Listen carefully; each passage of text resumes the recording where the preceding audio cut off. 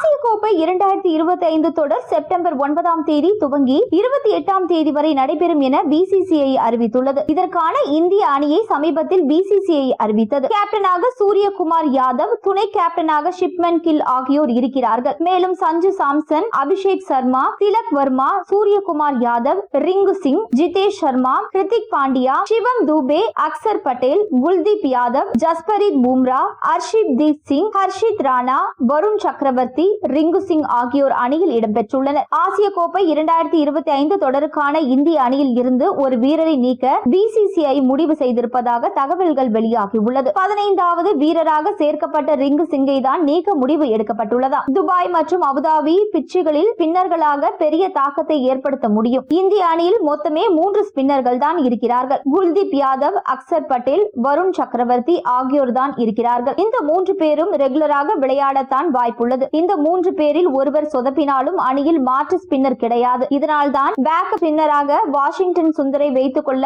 அவரை மெயின் அணியில் சேர்க்க வாய்ப்புள்ளதாக கூறப்படுகிறது. ஆசிய கோப்பை தொடரில் பாகிஸ்தானுக்கு எதிராகவும் விளையாட உள்ளனர். இப்போட்டி உலகம் முழுக்க பெரும் எதிர்பார்ப்பை ஏற்படுத்தும். இதனால் வீரர்கள் அழுத்தங்களுடன் விளையாட வாய்ப்புள்ளது. இதனை சமாளிக்க முன்கூட்டியே பிளேயிங் 11 தேர்வு செய்து அவர்களுக்கு மனதளவில் சிறந்த பயிற்சியை வழங்கவும் முடிவு எடுக்கப்பட்டுள்ளதா.